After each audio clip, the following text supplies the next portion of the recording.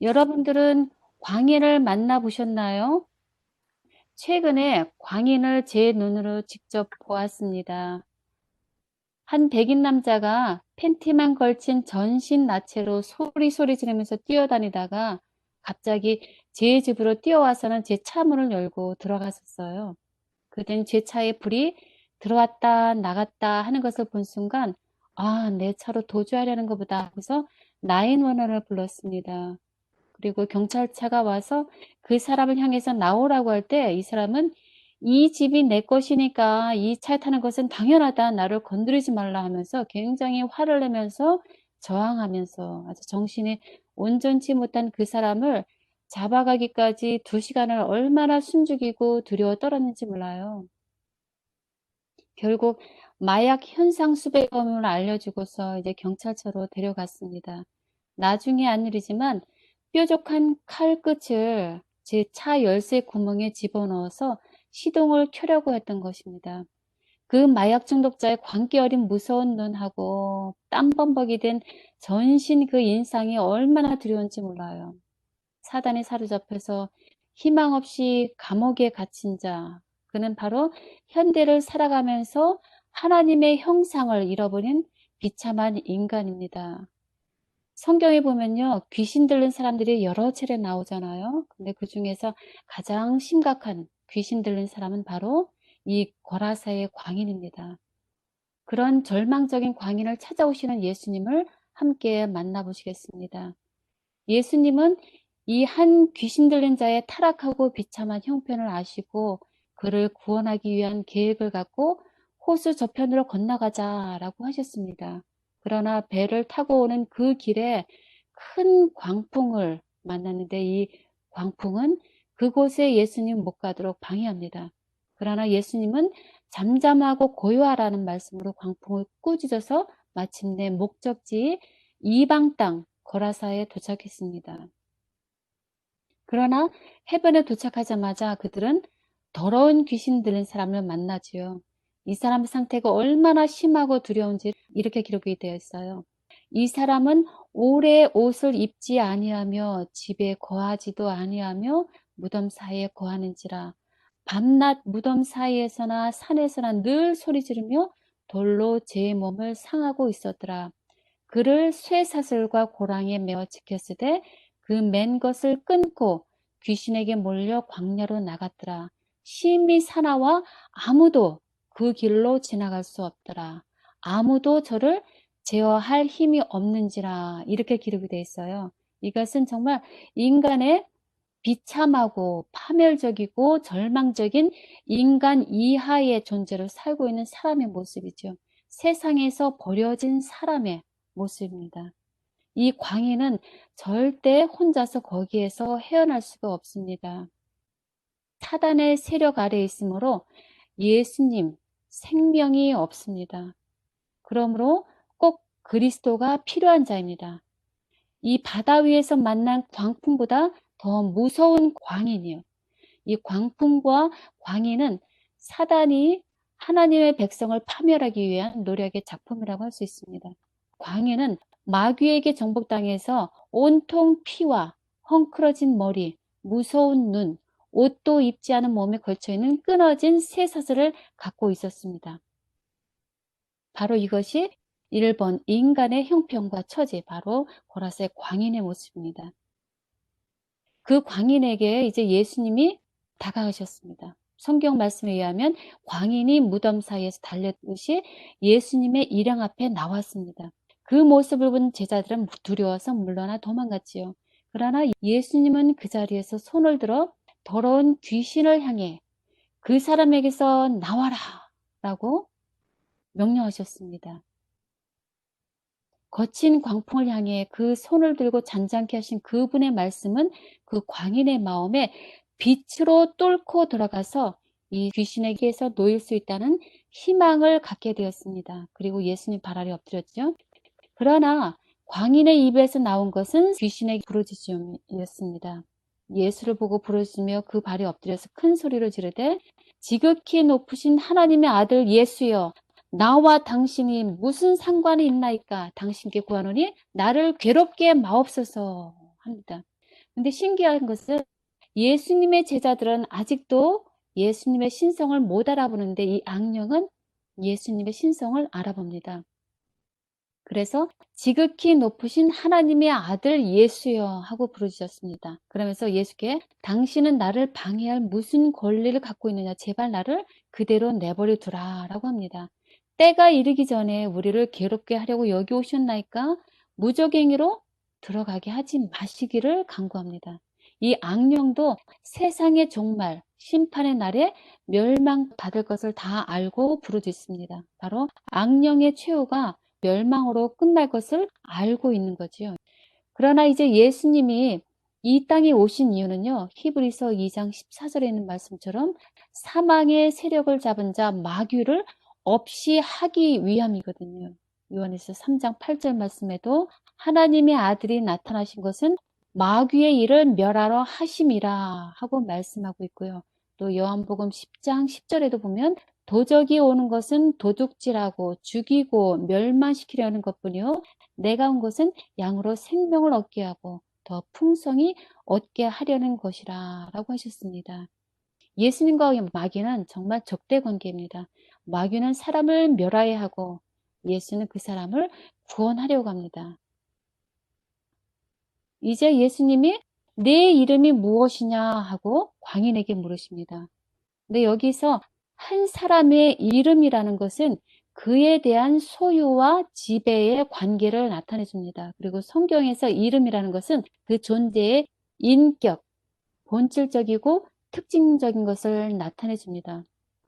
그런데 여기서 예수께서 이름을 물으신 것은 자신의 정체를 깨닫게 하기 위함이고요. 또 하나는 그에게 축복 주기 위함이라는 생각을 해봅니다. 그리고 성경에서 내 이름이 무엇이냐 하고 물으신 장면은 이 거라사 광야 외에도 창세기 32장에 야곱에게도 동일하게 내 이름이 무엇이냐라는 질문이 하나님으로부터 주어졌습니다. 그래서 야곱이 아니라 이제는 내 이름을 이스라엘이라 할 것이니라 하면서 그에게 축복을 주셨습니다. 그래서 이와 마찬가지로 예수님은 이 광인에게 축복을 주고 싶어 하십니다. 그 마음이죠. 예수님의 마음.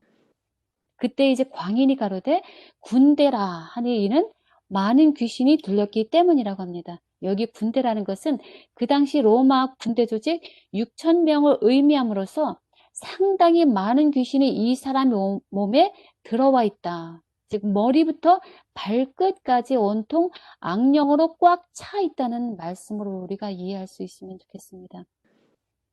그때 마침 거기 많은 돼지떼 2,000마리나 되는 돼지가 산에서 먹고 있는 줄아 귀신들이 그 돼지에게 들어가게 허락하기를 간절히 구합니다. 돼지떼에 귀신이 들어가는 것도 예수님께 권한이 있다는 것, 즉 하나님의 주권 아래 있다는 것을 뜻합니다. 예수님은 그것을 허용하셨지요. 왜 그러셨을까요? 한 사람의 영혼이 2,000마리의 돼지떼보다 비교할 수 없을 정도로 고귀하다는 것을 말씀해 주시는 거죠. 또 귀신들이 돼지떼와 죽음으로써 그 귀신들로 인한 고통이 더 이상 광인에게 없도록 확실하게 허락해 주시는 것입니다. 그래서 여기까지는 예수님께서 광인에게 베푸시는 놀라운 구원의 모습을 볼 수 있습니다.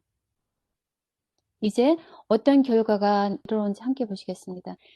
그러므로 이제 귀신들은 그 사람에게서 나와 돼지떼에게로 들어가니 그 떼가 비탈로 내리다라 호수에 들어가 몰사합니다. 그 무서운 마귀의 공포가 돼지떼를 몰아서 낭떠러지로 내달아 바다에 빠져 죽는 놀라운 일이 생긴 겁니다. 5천의 악령을 향해서 더러운 귀신아 그 사람에게서 나오라 라는 그 한마디 말씀에 귀신도 듣고 순종합니다. 야고보서 2장 19절 말씀 보면 내가 하나님은 한 분이신 줄을 믿느냐 잘하는도다. 귀신들도 믿고 떠느니라 라고 하셨습니다. 이제 돼지를 치던 자들은 그 된 것을 보고 그 즉시로 도망하여 마을에 가서 고합니다. 눈앞에서 본 귀신이 들어간 몰살당한 돼지떼를 직접 목격했으므로 돼지떼의 손실로 얼마나 당했겠어요.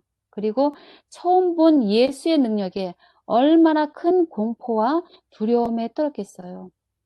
마을 사람들도 그것을 보기 위해 나와서 예수께 나와보니 놀라운 일이 벌어져 있지요. 분명히 귀신 들렸던 사람이 이제는 옷을 입고 정신이 온전하여 예수님 발 아래 앉아있는 것을 보았거든요. 이제는 예수님께 찬양과 감사와 영광을 돌리고 있거든요. 그때와 같은 감사와 행복이 넘치는 때가 또 있을까요? 악령이 마음에서 떠나고 대신 예수님이 계시니까 이 사람 마음은 기쁜 복음으로 차고 넘치는 거지요. 그것을 지켜보는 동네 사람들의 마음 또 얼마나 놀랐겠어요. 두려워 떨 수밖에 없는 거예요. 여기서 우리는 정신이 온전한 사람은 예수님 발 아래에 앉아 있는다는 것을 생각을 해봐야 될 것 같아요. 결국 이 광인되었던 자는 예수님으로 말미암아서 육신의 고통으로부터 구원받았을 뿐 아니라 영적인 구원을 받았습니다. 이제 이 광경을 본 그 땅의 모든 백성이 크게 두려워하면서 예수님께 그 땅에서 떠나가기를 간청합니다. 분명히 자기들이 알던 사람이 죄장신이 된 것을 보았는데 어떻게 그것을 기뻐하지 않고 그 고쳐주신 분 예수님을 그 땅에서 떠나가 달라고 간구하나요? 예수님이 그 마을에 있으면 이런 돼지떼가 몰수하는 것 같은 일이 자기에게도 일어날 것을 두려워하는 이기적인 우리 인간들의 본성입니다. 자기 재산과 세속적인 이익의 손실을 염려하고 다른 사람의 회복에는 전혀 관심이 없는 우리들의 마음을 볼 수 있습니다. 이것은 바로 사단이 얻고자 했던 결과입니다. 그들의 손실에 대한 책임을 예수님께 돌림으로써 그들이 그분의 말씀을 듣지 못하게 방해하는 사단의 계획입니다. 그러니까 예수님께서는 이제 그들 말대로 배에 올라서 돌아가려고 하십니다. 그런데 그 귀신 나간 사람이 예수님과 함께 있기를 구합니다. 자신에게 육체적, 영적인 회복을 주신 예수님이 얼마나 감사하고 그 마음에 넘치는 사랑과 헌신의 마음으로 따르고 싶어하는 마음으로 무릎 꿇고 예수님께 애원합니다. 그런데 예수님께서는 그것을 허락하지 않으시죠.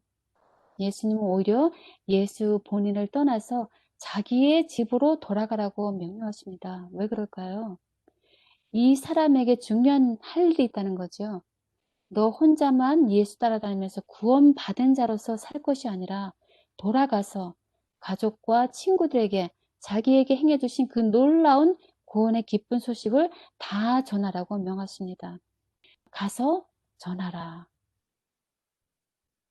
결국 그 사람은 예수님 말씀에 순종해서 온 성내에 돌아다니면서 자기의 괴로웠던 인생과 회복된 현재의 모습 속에 베풀어 주신 예수님을 증거합니다.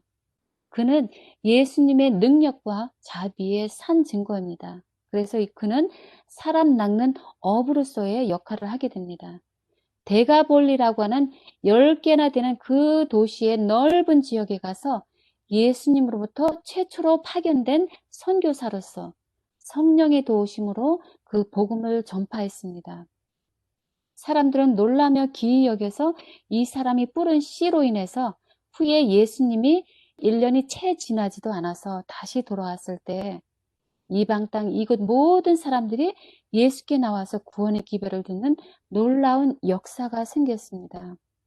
데가볼리 사람들은 그분을 기쁘게 영접했습니다.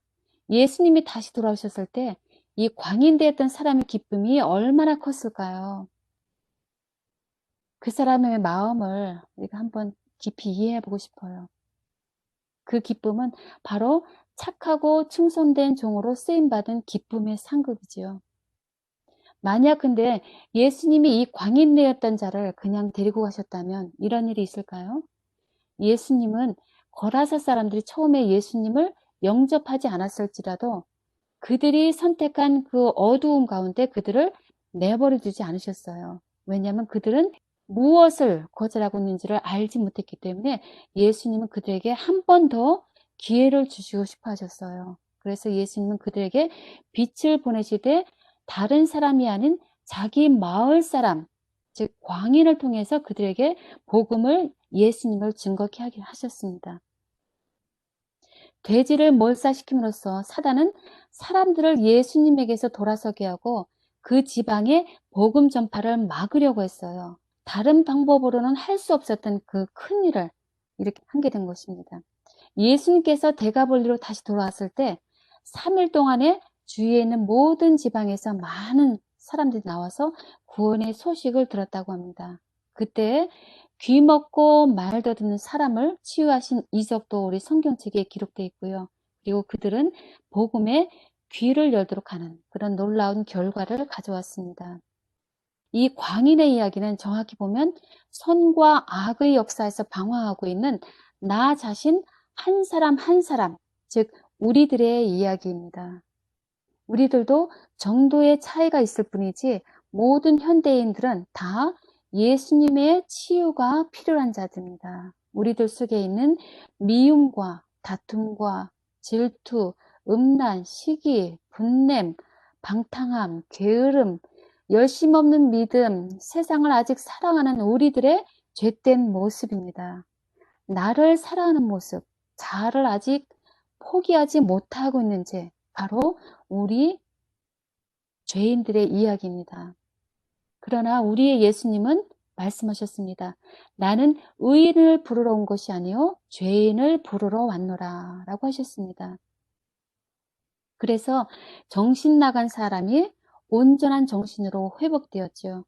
폭력적인 모습에서 온순한 자로 변화되었습니다. 즉 악령 들렸던 자가 성령이 함께 하시는 자로 변화되었습니다. 바로 예수님에 의해서요. 그래서 우리는 이 말씀 속에서 예수님을 확실히 볼 수 있습니다. 시편 40편 1절에서 3절까지 보면 이런 말씀이 기록되어 있습니다. 내가 여호와를 기다리고 기다렸더니 귀를 기울이사 나의 부르짖음을 들으셨도다. 나를 기가 막힐 웅덩이와 수렁에서 끌어올리시고 나의 발을 반석 위에 두사 내 걸음을 견고케 하셨도다. 새 노래, 곧 우리 하나님께 올릴 찬송을 내 입에 두셨으니 많은 사람이 보고 두려워하며 여호와를 의지하리로다 라는 말씀입니다. 그 거라사 광인 한 사람을 구원하기 위해서 거친 광풍을 헤치고 이방 땅까지 찾아오신 예수님이십니다. 그래서 그 사람은 집에 편히 안주하지 않고 온 동네 다니면서 증거할 수밖에 없는 사람으로 변화된 것입니다. 자기가 보고 들은 빛이신 예수님을 만났기 때문입니다. 잃었던 생명을 찾았고 광명을 얻었기 때문에 그 큰 은혜가 너무나 감사해서 그 빛을 나눠줄 수밖에 없는 것입니다. 가서 행하라는 말씀을 기뻐 순종할 수 있는 것입니다. 그런 자에게 예수님은 이런 약속을 주셨지요.